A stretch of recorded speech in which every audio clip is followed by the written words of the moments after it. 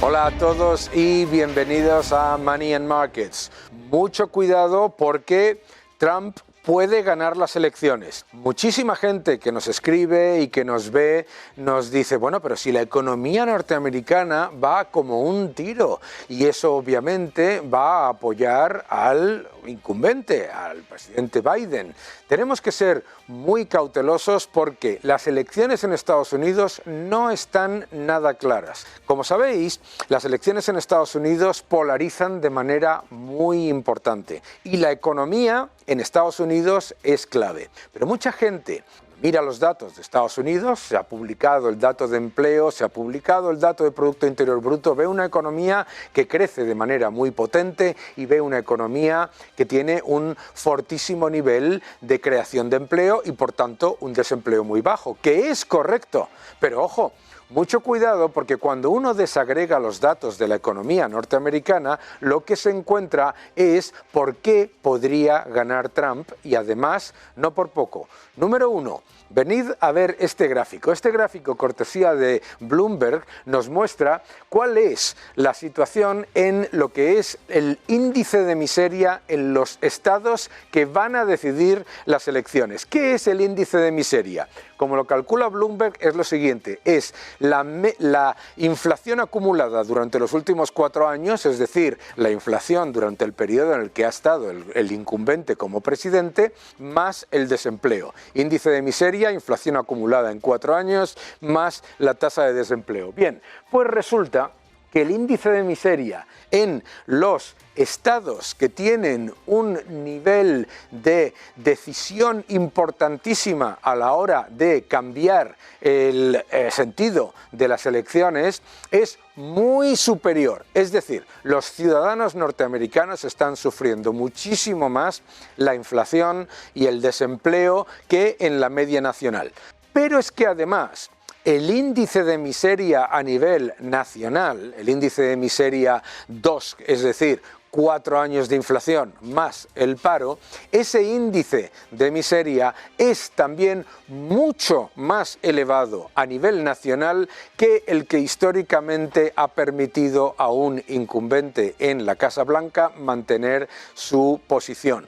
¿Por qué? Porque está muy por encima de lo que era el 17% habitual en esas elecciones. Vamos a ver el siguiente gráfico porque también nos explica algo muy importante sobre esto. Las cifras de empleo. En Estados Unidos las cifras de empleo son muchísimo mejores y las cifras de crecimiento son muchísimo mejores a las de la eurozona, a las de España, por supuesto. Esto no es ni debatible, ¿eh? Estamos hablando de otra liga. Pero los americanos, los ciudadanos norteamericanos no votan con respecto a la economía de la eurozona o la economía de España. Los ciudadanos de Norteamérica votan con respecto a su propia economía. ¿Y qué nos dice su propia economía? Número uno, la tasa de participación laboral y la tasa de población empleada con respecto a la población total, las dos están todavía por debajo de los niveles del año 2019. Es decir, aunque ha bajado el paro, los datos no son tan positivos como dice el dato titular.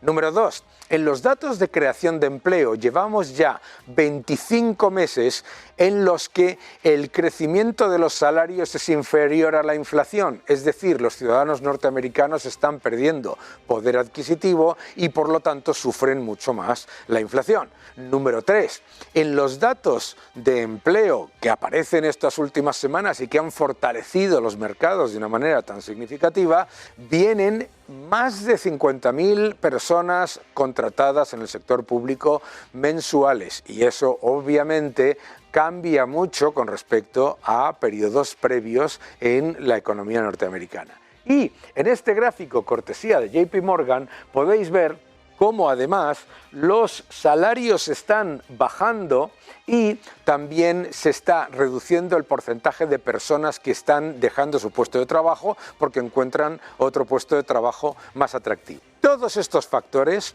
pueden hacer que Trump gane. Número uno, el índice de miseria, el índice de inflación más desempleo en los últimos 4 años de la economía norteamericana es mucho peor en los estados que van a decidir las elecciones. Número 2, los datos de empleo muestran que los salarios reales no están creciendo y por lo tanto los ciudadanos norteamericanos están viendo una pérdida de poder adquisitivo que no aceptan. Número 3, los datos de crecimiento vienen financiados fundamentalmente por un aumento masivo de la deuda pública y eso los ciudadanos norteamericanos, al contrario que los europeos o los españoles, sí lo valoran negativamente. Todos estos factores hay que mirarlos con cuidado porque la idea de que una economía maravillosa va a mantener a los demócratas en la Casa Blanca no es tan clara y desde luego no es una economía tan maravillosa para los norteamericanos. Es maravillosa para los que estamos en la eurozona del estancamiento secular y en la España del maquillaje, pero no para los norteamericanos. Vamos a la próxima parte del programa. La realidad del paro en España, maquillaje y precariedad. Para hablar sobre lo que es realmente lo que está ocurriendo en el mercado de trabajo, hay poca gente que sepa mejor y con mejores datos que José Luis Fernández, director del Gabinete de Estudios del Sindicato USO. ¿Cómo estás, José Luis? Muy bien, encantado de estar con vosotros. Una de las cosas que hemos visto con los datos del paro de febrero es que el gobierno anunciaba que bajaba el paro oficial y sin embargo el número de personas apuntadas al paro en el SEPE subía. Cuéntanos cuál es la realidad del paro. Bueno, la realidad del paro es muy sencilla, es decir, simplemente hay que saber las reglas elementales, esto de sumar y restar, ¿no? Es decir, que aunque se maneje con este tipo de operaciones, que yo creo que no son especialmente complejas, es muy fácil, ¿no? Es decir, basta saber cuánta gente se apunta en el Servicio Público de Empleo y no está trabajando. Claro. Y a partir de ahí es muy sencillo, ¿no? Es decir, hay como 3 grandes bloques, es decir, aquellos que se suele llamar paro registrado, que está en torno a los 2.700.000, números redondos. Sí. Hay otro bloque que son aquellos que el propio SEPE dice que son otros no ocupados. Oiga, si no está ocupado, se entiende que está parado, vamos, claro, en un lenguaje bastante simple. Bueno, eso está por encima de los 200.000 y hay otro colectivo de gente que también está buscando un empleo, que no está trabajando y que el SEPE lo clasifica como aquellos que tienen disposición limitada para trabajar. Sí, son gente que busca una jornada a tiempo parcial, un trabajo en el extranjero o un puesto adaptado a determinadas circunstancias. Imagínate, por ejemplo, una persona con una discapacidad que necesita un puesto adaptado a esa realidad. ¿Sí? Claro. Ya está. Esos son algo más de 350.000. Por tanto, si hacemos una pequeña suma, 2.700.000 largos, 200.000 largos más 254.000 largos, nos vamos ya a 3.300.000 números redondos. Si a eso le sumamos algo que no sé por qué no lo dice, que son aquellas personas que, estando inscritas en el Servicio Público de Empleo porque han dejado de trabajar, son los fijos discontinuos, es decir, mantienen teóricamente una relación laboral, digo teóricamente porque en la medida que no estás trabajando, bueno, pues no estás trabajando. Estás en el limbo. Estás en una especie de limbo, entonces, donde algunos de ellos que tienen periodo de tiempo cotizado suficiente perciben la prestación por desempleo y otros no, porque a lo mejor no tienen ese mínimo de tiempo necesario para poder percibirla. Eso está en torno a los 700.000, 750.000, depende del mes. Es decir, que en términos reales, el número de parados efectivos en España está más cerca de los 4 millones, 3.900.000 y pico, 4 millones poquito más, en ese intervalo nos estamos moviendo y esos son los datos reales. Hombre, podemos discutir las estadísticas, vale, hacemos números y cuentas, pero a mí me parece que lo que este gobierno, que va de defensa del escudo social, de defensa de las personas, oiga, preocúpese por las personas y ponga medios para ellos, ¿no? Porque si usted solo cuenta 2.700.000 y la realidad es que hay 4 millones, está usted dejando de desatender a 1.300.000 personas. Claro. Y entonces, ¿qué hacemos? Claro, este es el drama, o sea, ¿no? al engañar con las cifras de manera masivamente optimista y muy propagandista, lo que se hace también es que se está renegando de políticas que podían ayudar a toda esa una cantidad enorme de personas que está no empleada. Pero además, y sobre todo la tipología de esas personas, ¿no? Es decir, yo cuando miro a veces los datos de las personas desempleadas y me fijo en el segmento de edad, y bueno, cómo se reparte. parte. Es curioso, ¿no?, que el mayor número de ellas, en números absolutos, está por encima de los 59 años, ¿no? Claro. Y el siguiente escalón son los mayores de 55. O sea, si cogemos del 50 en adelante, prácticamente el 60% de los parados españoles están en ese tramo de edad. Claro. Digamos, tenemos una población parada, entre comillas, envejecida. Claro. Pero oiga, algo hay que hacer con esta gente, ¿no? Efectivamente. Porque tú no puedes tener una persona con 55 años que le quedan más de 10 años, en el mejor de los casos 10, para jubilarse. ¿Qué hace en el desempleo? Simplemente percepción de un subsidio, porque, oiga, entonces incentive usted políticas para que a esta gente se le pueda contratar y sobre todo déle usted nuevas competencias profesionales, recualifíquele para que pueda adaptarse, ¿no? Y entonces me parece que, pensando un poco en cuál es la evaluación del mercado laboral, qué es lo que se va a demandar, estamos hablando ahora mucho de la inteligencia artificial, del Big Data, de todo lo que tiene que ver con la seguridad informática. Oiga, ¿por qué no? Buena parte de esta gente usted la recicla, le da una formación adecuada para ponerla en esas nuevas competencias. Claro. Bueno, esta es la realidad, ¿no? Es todavía peor porque, claro, los cursos que se dan para los parados luego son unos cursos que no sirven para absolutamente nada y lo único que hacen es sacar a esos parados de las listas oficiales. Sí, simplemente una forma más de maquillar, ¿no? Eso y de tener a la gente entretenida, entre comillas, entretenida, ¿no? Habrá gente que le pueda tampoco aprovechar. entretenida, claro. Pero bueno, el problema es que si usted sigue dando cursos de ofimática, de Word, de Excel y tal, que está muy bien, pues no, pero es que la gente, el usuario normal, eso ya lo controla, ¿no? Claro. Hombre, yo creo que afortunadamente en España el número de titulados superiores se ha incrementado notablemente, es decir, seguramente de las constituciones que mejor tenemos respecto a otros países europeos, así como en formación profesional todavía nos queda mucho por recorrer y ahí habría que hacer una inversión potente. Sin embargo, la parte de gente que no titula la educación obligatoria, la secundaria, seguimos teniendo una tasa que está rondando el 30%, ¿no? Luego, esa gente hay que recualificarla, hay que darle una formación adecuada, no hay derecho a que un chaval o una chavala salga del sistema educativo sin unas competencias profesionales que le permitan trabajar y a partir de ahí empecemos a construir, ¿no? Claro. Es decir, el Servicio Público de Empleo no puede ser un mero gestor de una prestación. Eso es. Se ha convertido en una especie de... Tendría que servir para dotar a la gente de nuevas competencias, de formarles, de conducirles. Claro. Sí, hombre, no puede ser que el itinerario, estos famosos de los que hablan, sea señalar con el dedo el tablón de anuncios. Claro. Porque se ha convertido el servicio público de empleo en servicio público de subvención, nada más. Sí, sí, o sea, pero esto es un poco lamentable, ¿no? Es decir, yo creo que eso está bien, digo que si la gente tiene una necesidad hay que atenderla y hay gente, pero lo que no podemos, nadie quiere estar 10 años subsidiado. Claro. Es decir, el otro día me llamaba un amigo, decir que hasta en este tipo de situación ya lleva desde los 54 años con el subsidio porque no le contrata a nadie. Claro. Porque no le contrata a nadie. Claro, y luego pasa a ese limbo de personas no ocupadas, que además es importante recordar, porque lo estábamos comentando antes de que tú y yo entrásemos en plató, que la forma de cálculo del paro es diferente a otros países. Sí, hombre, yo creo que ellos cuentan, que otros países se cuentan realmente, hombre, un parado es un parado y es una persona que no está trabajando, así de sencillo, ¿no? O sea, aquí el problema que tenemos es, vamos a ver, yo les pongo un ejemplo que yo creo que se entiende muy bien cómo se distorsiona y sobre todo la realidad de los fijos discontinuos ha distorsionado las cuentas. Claro. Y es el paradigma de Baleares. Baleares, el otro día, uno mira los datos, dice, vamos a ver, ¿cuántos parados aparecen en Baleares? Parados registrados, el número oficial. Algo más de 30.000, 35.000, 37.000 en ese entorno. Uno se va unas páginas más atrás del informe que hace el propio SEPE y que donde detalla las prestaciones que se están percibiendo. Entonces, perceptores de prestaciones en Baleares, 70.000.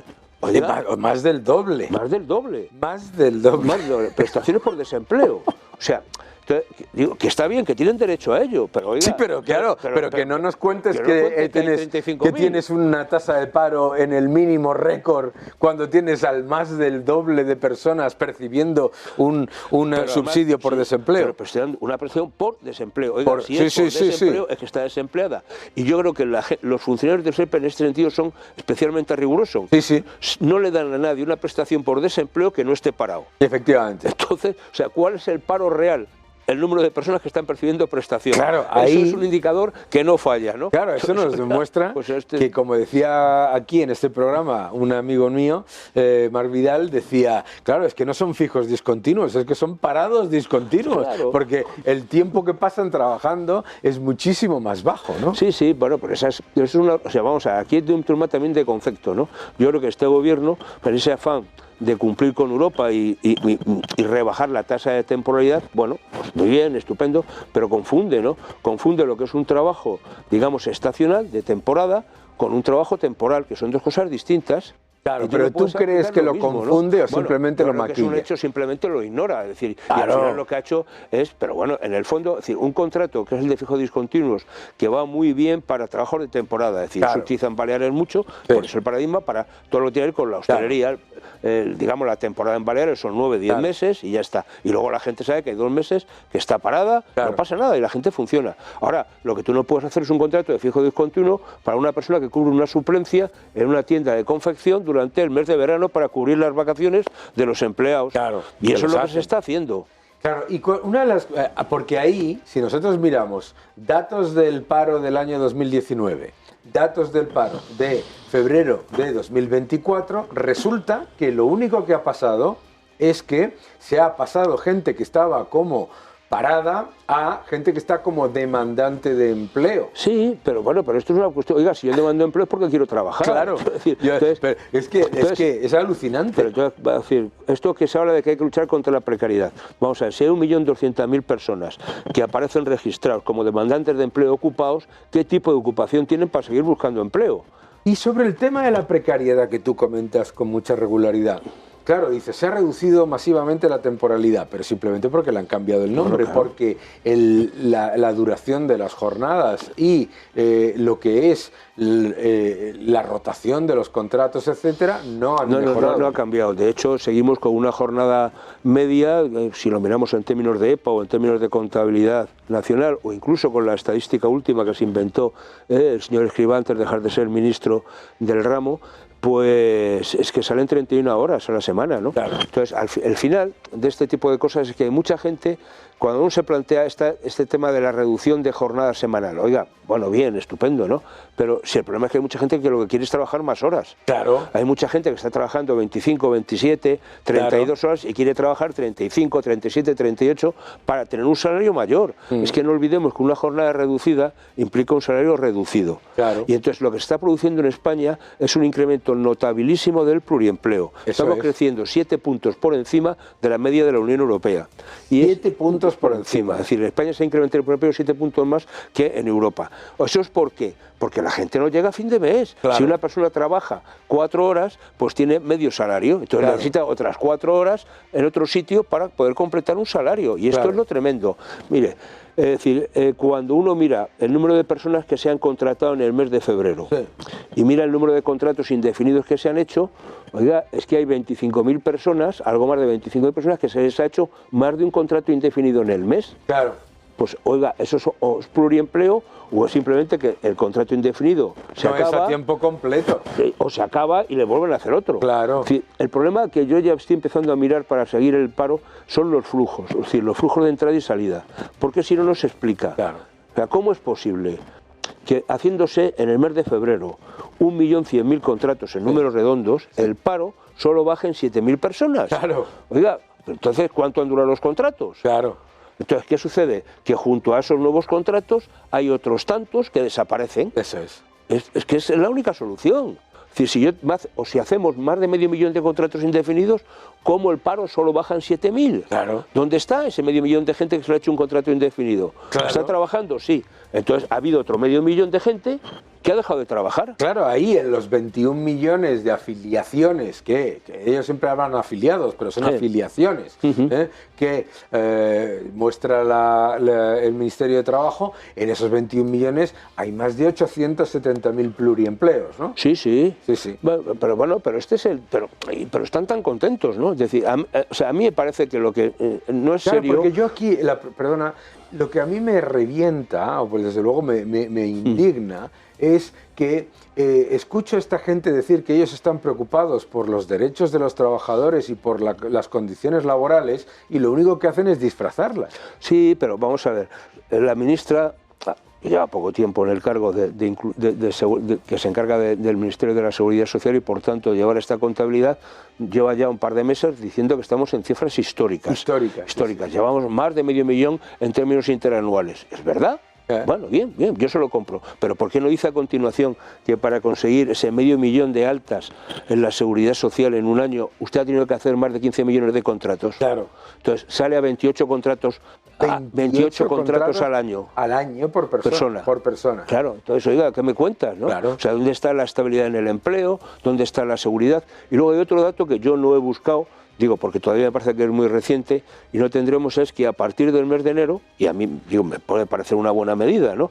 Esto es lo que tiene que ver con las altas en la seguridad social de los alumnos que están en prácticas, tanto de formación profesional y en la universidad, sin entrar en el coste para las empresas, que en un momento determinado puede dificultar, y en algunos sitios de formación profesional ha tenido algunos problemas reales, pero bueno, es una forma también de engordar el número de afiliados en la seguridad social de gente que realmente no está trabajando. Claro. Por tanto, hay que ver cómo acaban contabilizando esto. Bueno, pero es un dato... ya lo publicó la propia ministra en sus redes, lo publicó diciendo un gran éxito que aumenta la afiliación en más de 100.000 personas. Bueno, pues esto es una forma también, en el fondo, de hacernos trampas en el solitario. Claro. A mí me parece bien que una persona que está haciendo unas prácticas en una empresa y tal igual, bueno, pues se le pueda dar alta en la seguridad social y empieza a cotizar, pero bueno, pero no está cobrando. Pero no bueno, está cobrando, está y de hecho la inmensa derecho, mayoría ¿no? ni siquiera están trabajando, están aprendiendo. Están aprendiendo, bueno, por eso aquí hay situaciones distintas, ¿no? Es decir, pero el problema de esto es que, por ejemplo, un chico de formación profesional de segundo grado necesita de esas prácticas para poder titular, porque es un módulo específico, es la formación en el centro de trabajo, que si no la realiza no le dan el título. Con lo cual, si usted, administración, no le facilita ese acceso a las prácticas, usted lo que está haciendo es un fraude, porque no le está posibilitando el que acceda al título. Oiga, usted tiene que financiar ese tipo de situaciones. Por tanto, oiga, los presupuestos generales del Estado tendrían que cobrar o incluir una partida para financiar este tipo de actividades, ¿no? Y que no fuesen a cargo de las empresas, porque si no es un auténtico drama, ¿no? Pero bueno, esto es la realidad que hay. Es decir, aquí el problema es, a mí me gusta, siempre me acuerdo, es decir, aparte ya de la canción de Mecano, de Maquíllate, Sombra, pero siempre hay otra de otro grupo famoso de la década, que es lo de Cuéntame un cuento y verás qué contento, ¿no? Y esto es lo que nos están haciendo, ¿no? Están muy contentos porque nos cuentan cuentos, y esta es la realidad, ¿no? Entonces, ¿a quién le quieren engañar? Bueno, pues se ponen a hacer trampas en el solitario, pero esa persona que antes tenía un contrato por obra o servicio y ahora le han hecho un contrato de fijo o de continuo, está trabajando lo mismo, no nota absolutamente nada, pero hay un hecho estadístico que mejora. Pero yo lo que le pregunto a los señores del Ministerio es, oiga, ¿por qué no se aplica usted el cuento en el ámbito del sector público? Claro. 30% de temporalidad en el ámbito de las administraciones públicas, frente a un 14, 15 que ha bajado y que está en estos ámbitos en el sector privado. El sector privado ha hecho los deberes y el sector público no. Nos acaba de pegar un viaje el Tribunal de Justicia de la Unión Europea con la situación de los interinos en España, ¿no? Oiga, ¿ustedes eso cómo me lo va a hacer, no? ¿Dónde está la responsabilidad de la administración? Aquello que usted tiene que gestionar, ¿cómo lo está gestionando? Yo creo que ahí el gran problema con el que se enfrenta España en cualquier caso es la oportunidad perdida, porque claro, con la obsesión de maquillar los datos agregados y decir hemos reducido la temporalidad cambiando la forma de contabilizarla, aunque no cambie la temporalidad efectiva, hemos reducido el paro, aunque no baje el paro efectivo, y hemos aumentado a récord la afiliación, aunque metamos ahí pluriempleo y becarios. Claro, el gran problema es la oportunidad perdida, porque es que en ese periodo, mientras estamos hablando, 2019-2023, Grecia, sin hacer todo ese maquillaje, ha reducido el paro. Bueno, nos ha adelantado. Quiero decir que estábamos antes, Grecia era la campeona y ahora es España la campeona del paro. Hay dos datos que yo creo que son, tres datos que me parece que son especialmente reveladores. Uno, este mes de febrero se ha incrementado el paro juvenil, el número de personas jóvenes inscritas y los demandantes de primer empleo, que en muchos casos seguramente sean coincidentes. Es muy significativo decir que también tenemos un mercado laboral, tenemos una actividad económica, incluso un crecimiento económico que no es capaz de absorber el incremento de esa población activa. Esa gente que quiere empezar a trabajar no es capaz de absorberla, ¿no? Y eso es muy preocupante pensando en el devenir de los acontecimientos, ¿no? Y luego, que buena parte de esa contratación indefinida que se nos está vendiendo tan maravillosa es a tiempo parcial. Claro. Es decir, solo del total de contratos indefinidos, de ese más de medio millón de contratos indefinidos, solo el 46-47% son a tiempo completo. Si eso lo llevamos al 1.100.000, es que prácticamente es un 25%. Es decir, uno de cada 4 contratos son indefinidos a tiempo completo. Oiga, esos son los contratos pata negra, es decir, que tenemos un 75% de gente que está en condiciones de parcialidad, de temporalidad, en el fondo de precariedad. Claro. Oiga, pues no me cuente usted tantas alegrías. A mí me parece que hay que ser un poco más riguroso, más serio por parte del gobierno, no vendernos como un éxito lo que no es. Tampoco digo que sea un desastre. Claro. Tampoco es que no, oiga, pues sea usted, simplemente cuente las cosas como están. Pero fíjate, diga que podemos mejorar, sea un poco autocrítico, ¿no? A mí sí me parece un desastre, porque si tú ves que España, utilizando los datos oficiales, es el país 18 de los 27 de la Unión Europea, utilizando ese maquillaje y todo, ¿ok? El 18 de los 27 en reducción de paro 2019-2023 y que el gobierno te dice que 1 de cada 4 empleos se crea en España. Hombre, 1 de cada 4 parados está en España, ¿no? 1 de cada 4 parados. Pero bueno, Europa. pero el que no se consuela es porque no quiere. Es decir, cuando miran las tasas de paro, es decir, de Eurostat, al final España es la que lidera esta situación, que lideramos el paro juvenil. El maquillaje. Claro. Entonces al final dices, oiga, pero esto que me cuenta usted, si es que si Europa está en una media que no llega al 6%, y sobre todo la zona euro, y España estamos rondando el 12%, es decir, la media del año 2023 se sitúa en el 12%. Oiga, ¿de qué estamos hablando, no? Es que duplicamos. Es una auténtica barbaridad. Entonces, me parece que este país tendría que plantearse distintas cosas. ¿Qué es lo que ha crecido este último mes? La hostelería. La hostelería. Esa es la otra. La otra es que, la misma ministra que está atacando a la hostelería todos los días, encima se apunta la mejora del empleo que viene de la hostelería. Es viene la hostelería y luego parte de la educación que tiene que ver con la educación superior y este famoso tema de los inicios del segundo cuatrimestre, ¿no? Claro. Que a partir del mes de febrero se empiezan nuevas asignaturas y por tanto hay nuevas contrataciones. Ya está, esa es la realidad. Pero te vas al comercio y se ha pegado un guantazo este mes, ¿no?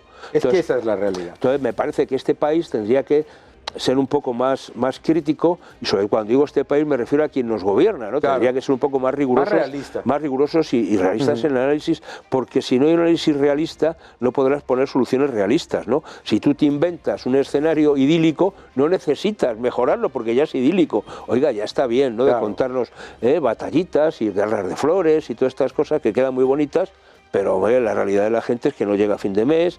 Bueno, otro dato que me parece que es, este gobierno vive en la contradicción. Si somos los campeones del mundo en el empleo, como lo están diciendo, ¿cómo es posible que hace unos días, 3 semanas escasas, saliese la encuesta de condiciones de vida del INE y nos diga que hemos incrementado la pobreza y que hay más del 20%, 21, 22% que está en riesgo de pobreza severa? Oiga, entonces, ¿cómo es eso? ¿Cómo teniendo un empleo tan estupendo y unos salarios tan estupendos incrementa el riesgo de pobreza en este país? Claro. Algo no cuadra. Algo no cuadra. Efectivamente. Algo no cuadra y la realidad es que, como estábamos comentando, en España no hay 2 millones y pico de parados, sino casi 4 millones. En España no se ha reducido la temporalidad, sino que se ha disfrazado, y que el maquillaje y la precariedad no solucionan los problemas estructurales. Muchas gracias, José Luis. Un placer. Estás aquí en tu casa. Muy buenas. Hoy para Money and Markets traigo, como siempre últimamente, un par de noticias que creo que son de plena actualidad. El Tesoro Español acaba de publicar los resultados a cierre de febrero de la deuda de la Administración Central del Estado. Y como no era otra cosa que esperar, nos hemos dado otro magnífico bofete. Es decir, a cierre del mes de febrero llevamos acumulados 29.000 millones de euros de deuda más. 10.500 que se generaron en el mes de enero y 18.500 que se han generado en el mes de febrero, hasta llegar solo en la Administración Central del Estado a 1.411.000 millones de euros. Claro que si además de esto lo miramos desde el punto de vista anualizado, el bofetón ya no te quiero ni contar cómo es. Estamos en 92.000 millones de euros más generados desde febrero del 2023. Sí, no me he equivocado, no. 92.000 millones de euros más, que es lo que en estos momentos se está gastando por encima de sus posibilidades el gobierno socialista y comunista de Pedro. Claro, además a los tipos de interés en los que nos estamos financiando, lo cual quiere decir que además con los 186.000 millones que vencen este año, vamos a preparar un 2025 importante en lo que es el futuro de los intereses que vamos a pagar en este país. Como segunda noticia, te quería comentar una cosa que creo que es espectacular para Alemania y desastrosa si la comparamos con España. Alemania, el ministro de Trabajo y el ministro de Finanzas, de Hacienda, han comunicado la decisión de crear en los próximos años un fondo especial de 200.000 millones de euros para asegurar la continuidad de las pensiones y la jubilación. Empiezan este año con 12.000 millones de euros. ¿Y nosotros qué hacemos? Pues justo lo contrario. Nuestro gobierno ha anunciado, como todo el mundo sabe ya, 20.000 millones para tomar participaciones en Telefónica y en todas las empresas que tenga a bien y al gusto el presidente del gobierno. En lugar de seguir el modelo alemán, es decir, con el poco dinero que tengamos vamos a dedicarlo para garantizar las pensiones, no, nosotros vamos a dedicarlo para garantizar las participaciones en empresas que cotizan en el IBEX. Esto, vamos, yo creo que es justo lo contrario de lo que se tiene que hacer. 92.000 millones de deuda y encima vamos a tener que pedir más dinero para entrar en participaciones de empresas que cotizan por su cuenta y los alemanes dedicándolo el dinero extra a fondo de... Igualito un país que el otro. Nos vemos en el próximo vídeo, Daniel. Lo que está ocurriendo en Argentina tiene el foco mediático por parte de todo el mundo. Milei es una revolución para un país que ha estado sumido en el estatismo más destructor durante décadas y que sale de un destrozo sin parangón.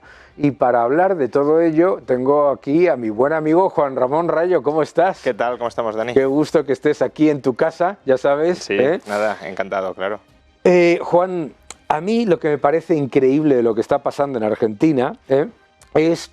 Yo, como sabes, me voy todos los años a Argentina varias veces y durante años yo he estado escuchando a toda esta izquierda plañidera decir que la inflación no tiene nada que ver con el gobierno, que la inflación no tiene nada que ver con imprimir dinero, que la pobreza estaba mal calculada, etcétera, etcétera. Y desde que ha llegado Milei, la inflación es culpa de Milei y la inflación y la pobreza es culpa de Milei. ¿Cómo ves tú lo que está ocurriendo? Y vemos un poco, ahondamos en todo ello. Bueno, a ver, como bien sabes, la situación económica en Argentina es calamitosa, es un desastre. Argentina es un país que se debate o se ha debatido entre la hiperinflación o el default, según la opción que tomará el gobierno para resolver su situación de desequilibrio presupuestario estructural y monstruoso.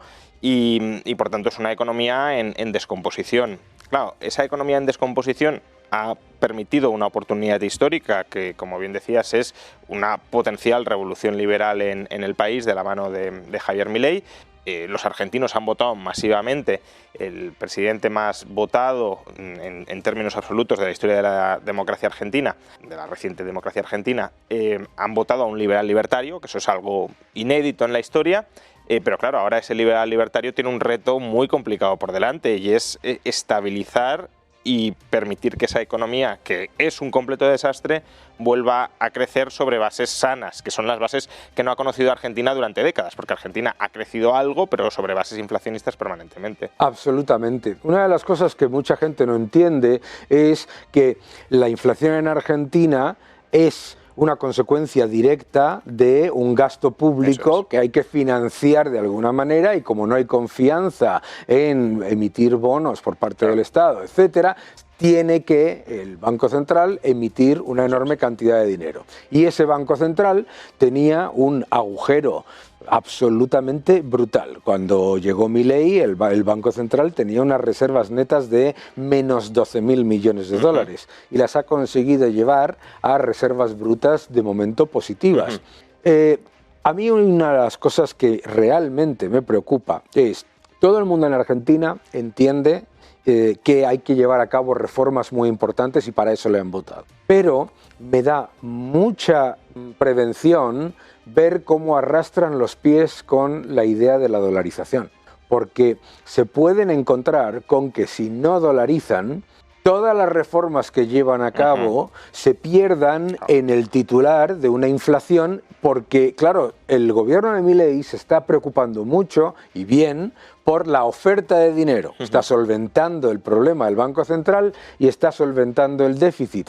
Pero lo que no puede hacer el gobierno de Milei es sobre la demanda de pesos, que es inexistente. Y me preocupa que se esté arrastrando el tema de la dolarización. ¿Cómo ves tú eso? Sí, muchos intelectuales favorables a la dolarización, incluso ejecutores de la dolarización en países como Ecuador. Pienso, por ejemplo, en Francisco Zayes, que fue el autor, el protagonista de la dolarización en Ecuador. Empujan a Milei a dolarizar ya, es decir, que no espere más tiempo.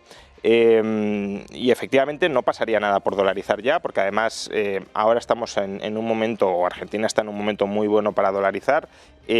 Como decías, se ha saneado en gran medida el balance del Banco Central, el Tesoro cuenta con superávit, o al menos equilibrio presupuestario, que es lo fundamental, y luego, precisamente por estos dos factores, el tipo de cambio ya no hay brecha cambiaria entre el tipo paralelo y el tipo oficial. Por tanto, Milei ya podría levantar el cepo, y nada más levantar el cepo ya puede dolarizar. ¿Por qué no se está haciendo? Pues no lo sé. El plan de Milei aparentemente siempre ha sido esperar un poco a estabilizar la economía y luego dolarizar, pero es verdad que últimamente también está empezando a sonar la música del plan Bullrich de que circule el dólar, pero que siga circulando el peso. Y esa es una propuesta que en Argentina tiene poco sentido, por lo que decías, porque si no hay demanda de pesos y no la va a haber, es muy complicado que en algún momento la confianza en el peso vuelva en un país que ha matado todas las monedas que ha conocido desde hace décadas. Pues ¿para qué quieres dejar viva esa moneda que no quiere nadie solo para darle la ocasión a futuros políticos de abusar de ella y recurrir otra vez a la inflación? Claro, es que ese es el problema. El problema es que no existe ninguna confianza en el peso, y los ciudadanos argentinos, por mucho tú les puedes convencer de lo que quieras, pero lo que no son los argentinos son amnésicos y saben que les van a destruir el poder adquisitivo del peso, y por lo tanto para mí la dolarización es simplemente reconocer la realidad, la realidad de la economía argentina, ¿verdad? Sí, de hecho la economía en gran medida ya está dolarizada. Claro. Quien tiene que asumir la dolarización es el Estado. ¿Cómo? Pues cerrando el Banco Central, es decir, dejando de emitir pesos y empezando a cobrar impuestos en dólares en lugar de en pesos. Ya está, claro. No más. Una de las cosas que arguyen los que dicen que no se puede dolarizar es que la Constitución, preserva la obligatoriedad de que el Estado emita una moneda, etcétera. Pero la Constitución también obliga a que el Estado defienda el poder adquisitivo de la misma. Entonces, lo que yo siempre digo es, oye, lo que deberían estar haciendo ya es declarar que es una moneda fallida, porque es que es lo que es la evidencia. Sí, ¿no? aparte que hay muchas formas de encajar en la Constitución o en el texto de la Constitución sin que eso imposibilite dolarizar, ¿no? Se podría dejar, por ejemplo, que es lo que sucede en El Salvador, por ejemplo, se podría dejar monedas de peso para el cambio chico, porque ahí no tiene mucho sentido traer monedas metálicas de Estados Unidos, el coste de transporte es muy elevado. En Ecuador se acuña moneda metálica que representa o tiene una paridad con el dólar, pero se acuña allí mismo. En El Salvador sigue circulando moneda local para el cambio chico, pues en Argentina podría seguir circulando el peso, no como billete, sino como moneda, lo cual da menos margen también para expandir la oferta monetaria, porque no vas a poder multiplicar millonadas de metal, que casi no vale, en valor facial no vale nada, y ahí estás cumpliendo ya la textualidad de la Constitución. Está el peso, y para el común de las operaciones el dólar, claro. Uno de los factores también importantes es el del aumento masivo del gasto público durante los últimos años y los ajustes que está llevando a cabo Milei. Y muchos de esos ajustes han sido contestados con una enorme virulencia por parte de la izquierda, obviamente, ¿no? ¿Cómo ves tú esa situación y qué crees que es lo que falta falta que se puede incluir allí? A ver, Milei ha conseguido algo hasta el momento excepcional, y es que en el primer mes completo de gobierno, porque es verdad que entró en diciembre, pero ahí prácticamente estaba colocando los muebles, en el primer mes completo de gobierno, que es el mes de enero, ya ha conseguido superávit presupuestario, ya no primario, antes del pago de intereses, sino incluso incluyendo el pago de intereses, cosa que no sucedía en Argentina desde el año 2012. Por tanto, no es algo que digamos, bueno, esto es común en el país, no, es algo excepcional en el país. Hace más de 12 años que no se lograba. Ahora, ¿cómo ha logrado ese superávit? Pues en parte con recortes nominales del gasto público que ha aprobado, por ejemplo, obra pública suspendida, transferencias discrecionales a las provincias reducidas prácticamente en un 100%, etcétera. Pero sobre todo lo ha conseguido a través de la licuación del gasto público, es decir, como la inflación sigue disparada, al no incrementar el gasto nominal tanto como la inflación, en términos reales se ha reducido, que es otra forma de reducir el gasto. No es quizá la forma más rigurosa de hacerlo, porque lo ideal sería ir partida por partida y decir aquí y tal, pero en una economía que tiene una inflación del 25%, pues es otra forma de reducir. El 25% mensual, para los que nos están viendo. Claro, pues es otra forma de hacerlo, ¿no? Pero claro, aquí también hay un posible germen de insostenibilidad de esa situación, según cómo la afronte Milei, y es que gran parte de la licuación se ha cargado sobre las pensiones públicas. No se han revalorizado las pensiones porque la fórmula de actualización todavía es del gobierno de Massa, es decir, que ni siquiera Milei lo hubiese podido cambiar, no tiene mayoría en el Congreso para cambiarlo, ¿no? Lo intentó, pero no la tiene. Pero bueno, en cualquier caso, el grueso del ajuste ha recaído sobre los pensionistas, con lo cual los pensionistas, evidentemente, en un momento futuro van a pedir subidas de las pensiones para recuperar parte del poder adquisitivo. Si tú no completas o complementas el ajuste por otras vías, pues ese incremento de las pensiones que se va a dar en algún momento te puede volver a descuadrar las cuentas. Por tanto, es verdad que tiene superávit, es verdad que es algo excepcional. Ahora lo que toca es apuntalar la sostenibilidad de ese superávit, teniendo en cuenta que hay partidas que se van a revisar al alza seguro. Claro, por eso para mí es tan importante la dolarización. Sí, claro, porque ahí te imponen la restricción. Ahí, a partir de ahí, el pensionista deja de sufrir la destrucción del poder adquisitivo de la moneda. Pero yo creo que ha habido grandes cambios que tienen impacto presupuestario relativo, pero muy importante de cara al futuro, como lo que es eliminar la pauta, ¿no? Que era, para los que nos estáis viendo, el pago por parte del Estado de una cantidad de dinero muy relevante a los medios de comunicación, etcétera, y otros factores similares.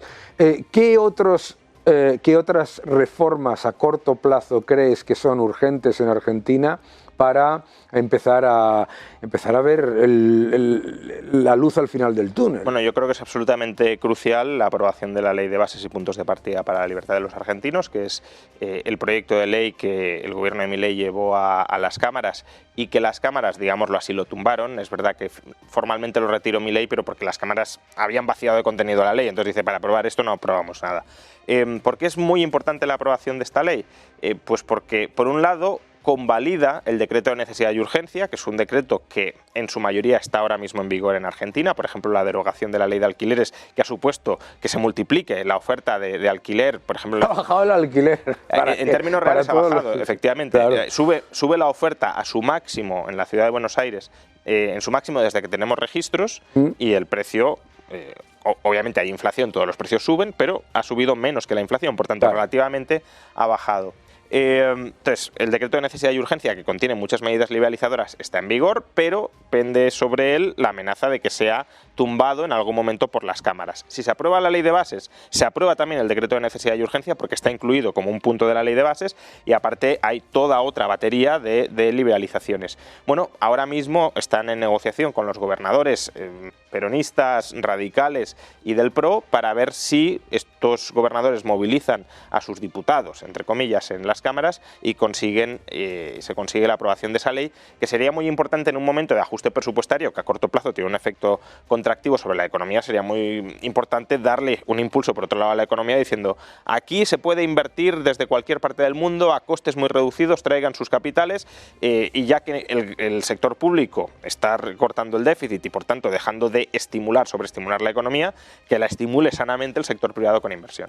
Uno de los elementos importantes en todo esto para mí es el hecho de que Milei ha sido absolutamente tajante. O sea, aquí o eres parte de la solución o eres parte del problema. Aquí los compromisos que terminan con ese gradualismo que luego lo que generó fue mayor descontento no valen. A mí eso me parece clave. Y me parece clave otra cosa, que es el hecho, es lo que tú acabas de decir, la importancia de recuperar la seguridad jurídica. ¿Qué es lo que tú ves que tiene que hacer además? Porque yo tengo ahí un problema, que es fundamentalmente el siguiente.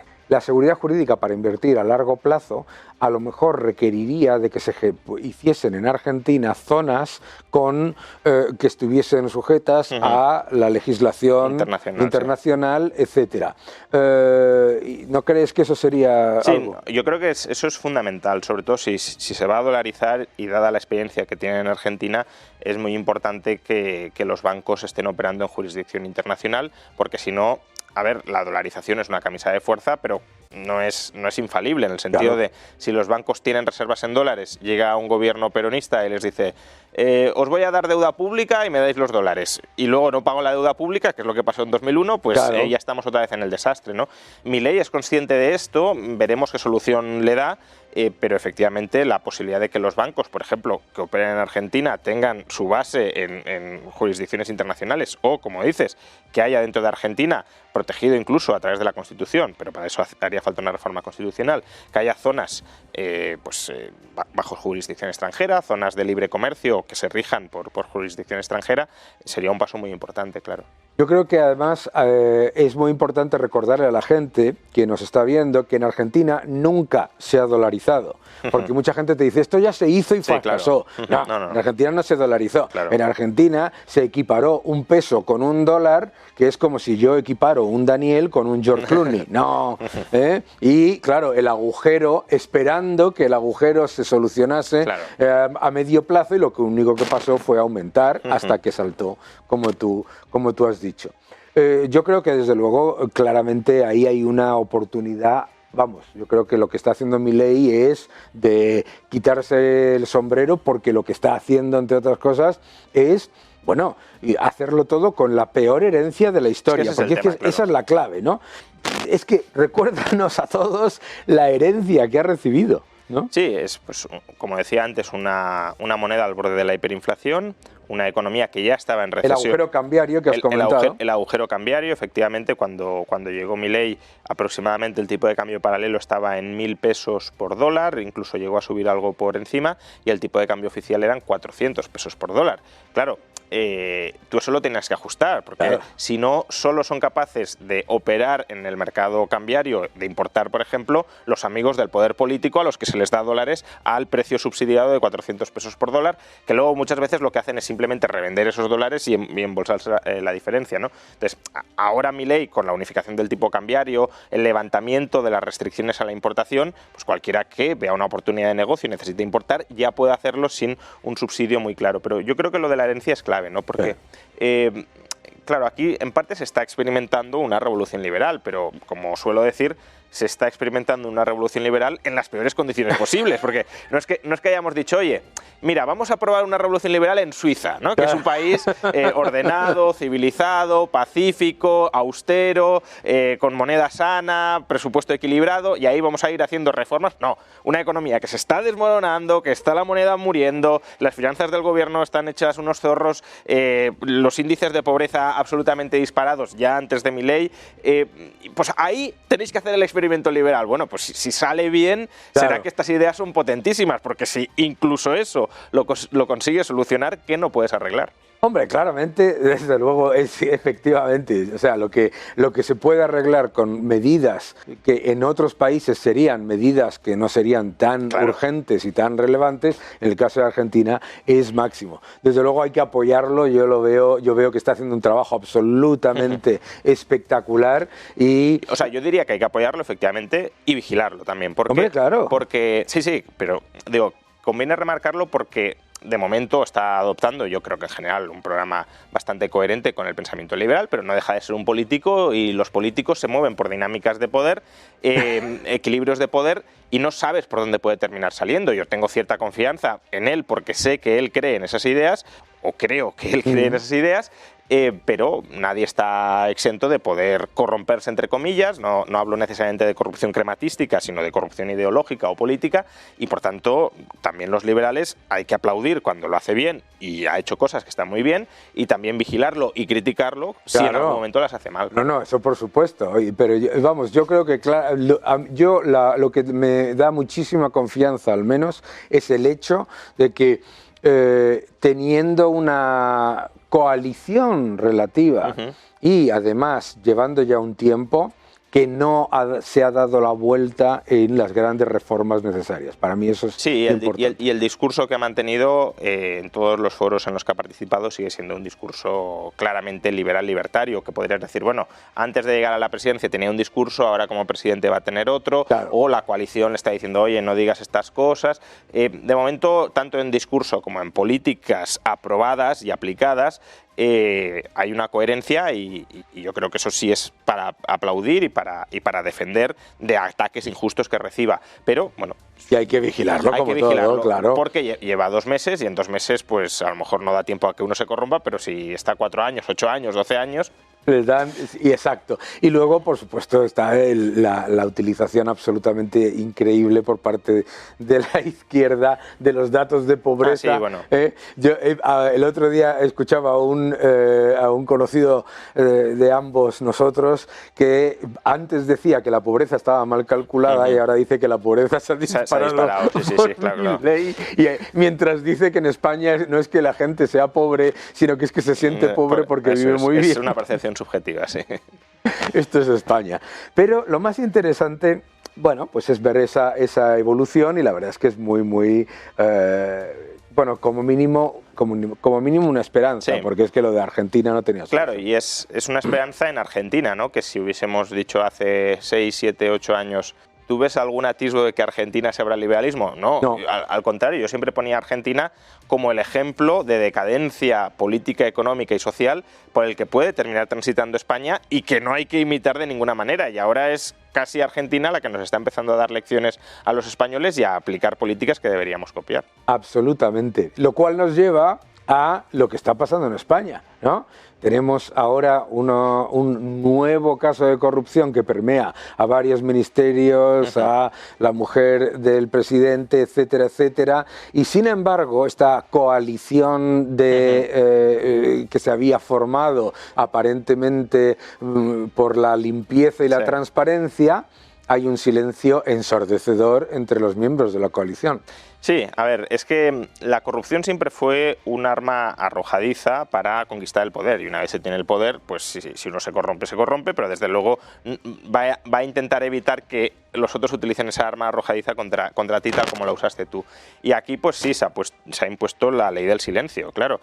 Se ha sacrificado a una de las personas que puede estar más implicada en este caso de corrupción, y se pretende que eso sea el cortafuegos que no afecte al presidente del gobierno. Lo que pasa es que aquí hay un problema de lógica elemental muy claro.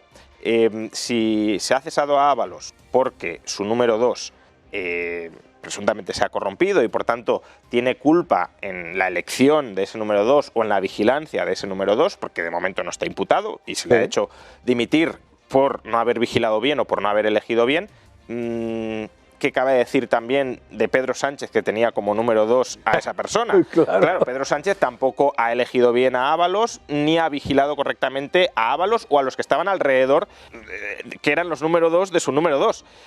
No solo eso, imaginemos que en un futuro, algo que no es del todo imposible, Ábalos termina imputado. Pues si Ábalos termina imputado, por la misma lógica, Pedro Sánchez tendría que dimitir. Lo que pasa es que, claro, ya sabemos que Pedro Sánchez no es don coherencia y, por tanto, hoy puede haber hecho una cosa y mañana hacer totalmente la contraria y dice que ha cambiado de opinión y se soluciona todo el problema. Y volviendo a la comparación con Argentina, a mí me aterra, de hecho, precisamente ese silencio de los socios de gobierno ante un caso de corrupción, que lo quieras ver como lo quieras ver, en términos económicos, en términos de ramificaciones, etcétera, es gigantesco. Ese me recuerda muchísimo precisamente a toda la trama clientelar que sostenía el peronismo. Totalmente. A ver, cuando un Estado crece mucho y además no existen controles formales o informales al abuso del poder dentro del Estado, que también son otras variables que hay que tener en cuenta, porque hay veces que dicen, bueno, en los países nórdicos el Estado es muy grande y la corrupción es menor. Claro, es que el único determinante de la corrupción no es el tamaño del Estado, pero sí es una variable que influye positivamente sobre la corrupción. A más poder del Estado, a más dinero, a más capacidad regulatoria, pues más corrupción, ceteris paribus, claro está. Y en Argentina o en España lo mismo. Es decir, si tú a esa panda de corruptos o de potenciales corruptos, que son las élites políticas, les das un Estado gigantesco para que partan y repartan el dinero público, pues lo que van a hacer es partirlo y repartirlo llevándose la mejor parte o una de las mejores partes. Y eso lo hemos visto efectivamente en Argentina y lo hemos visto también en España desde hace décadas. No es un problema exclusivo de ahora, pero ahora, como dices, los que decían que eran distintos, que llegaban para limpiar las instituciones y para regenerarlas, pues lo que se ve es que están cortados por el mismo patrón que otros. Claro, porque un caso tan absolutamente abyecto y condenable como era el caso Gürtel generó dimisiones, generó imputaciones y condenas y generó una devolución de, en los últimos datos que hay oficiales, de prácticamente el 50% de la cantidad aparentemente malversada, que ya es muy inferior en cualquier caso a lo que ya sale en los medios de comunicación sobre el caso Koldo.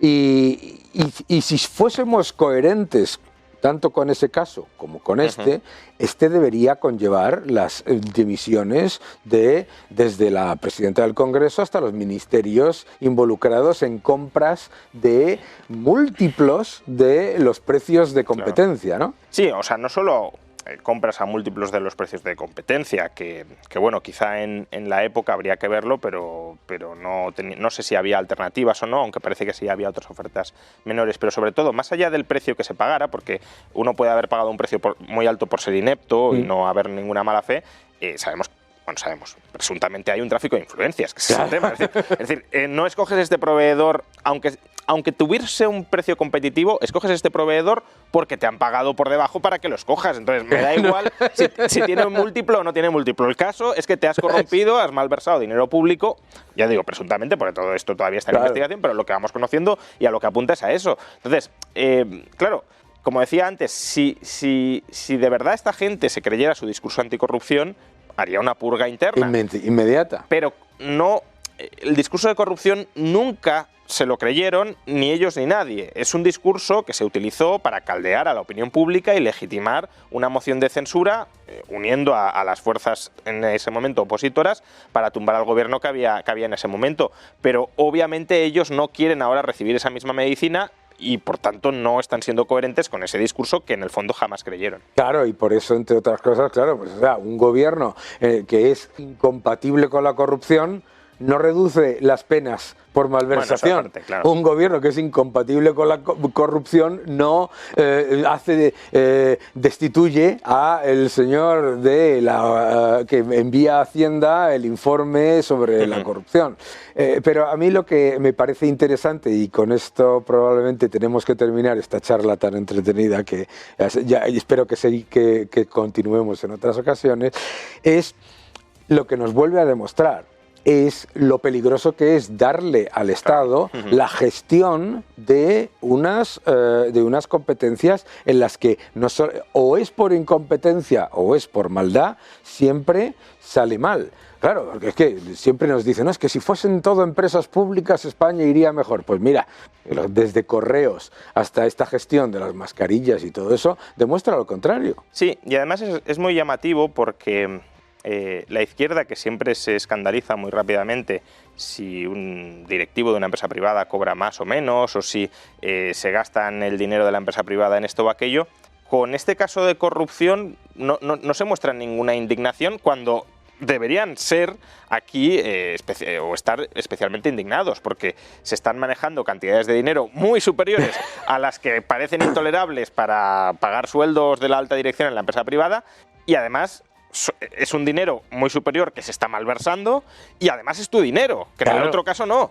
Entonces, de nuevo, aquí hay una especie de incoherencia o de hipocresía en el fondo lo que me molesta no es tanto que este directivo cobre estas cantidades de dinero. En el fondo lo que me molesta es el sistema de empresa privada, que es lo que quiero criticar buscando argumentos que puedan caldear a la opinión pública. Pero luego, cuando sucede algo muy similar en las empresas públicas, porque tenemos... No muy similar. O superior, sí. Mucho peor. Sí, no, pero incluso sin ir a la corrupción. Ya, te sigo. Los sueldos de los grandes directivos de empresas públicas, que pueden estar también perfectamente en $500.000 euros anuales, etc. Esos sueldos, nadie los critica. Y son colocaciones políticas. Es decir, es Corredor, era el actual ministro de Industria, Anis Passat. Bueno, todos esos que los has colocado a dedo, que están cobrando un pastizal, que es dinero público, en este caso legal, otros, dinero público conseguido ilegalmente, cantidades escandalosas, eso no lo criticas, eso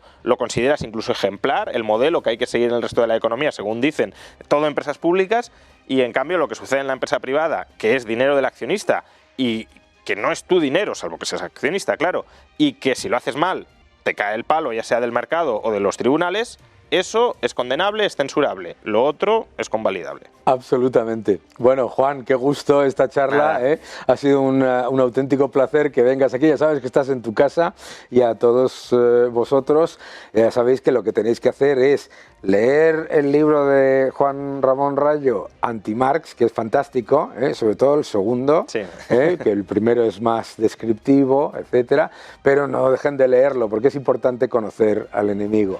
Muchísimas gracias. Muchas un fuerte abrazo. Gracias por estar ahí. Seguir defendiendo la libertad.